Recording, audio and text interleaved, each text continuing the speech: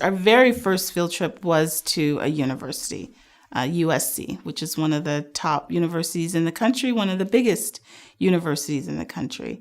And most of the students had never been on a college campus. They were nervous. They didn't know what to expect.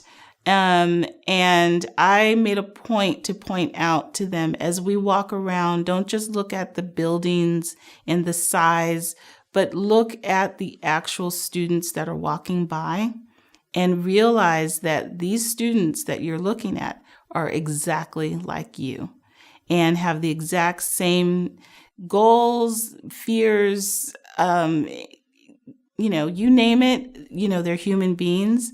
And they're real. They're real people. They worked hard to get here.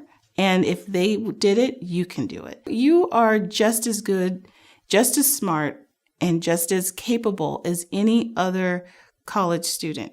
But what is the difference between a student that makes it into a top university and one that doesn't is focus, dedication, hard work, and preparation.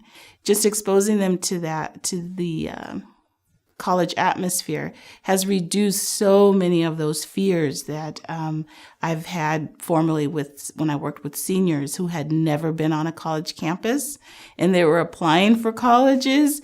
Many of them actually did not accept. They would get accepted and didn't go.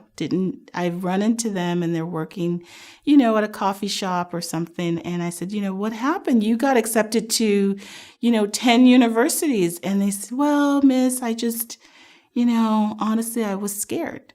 And so fear can, be a horrible thing. It's and lack of exposure. And so again, going back to, the need for corporations to help us with buses so that I can take the students to colleges at a young age. The younger, the better. The more excited they'll be, the less fear that they'll have. And I'd also like to do some overnight where they actually stay in the dorms a couple days so they get the full experience of what it's like.